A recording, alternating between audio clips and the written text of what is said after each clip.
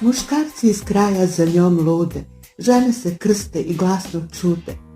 Kad telom njiše mirisom mami, požudu svakim korakom pali. Crvene usne, zelene oči, boje im dane i snove u noći. Njenih oblina postaje svesna i njena kratka haljina tesna. Takva je mala iz komšiluka, obično neobična devojka.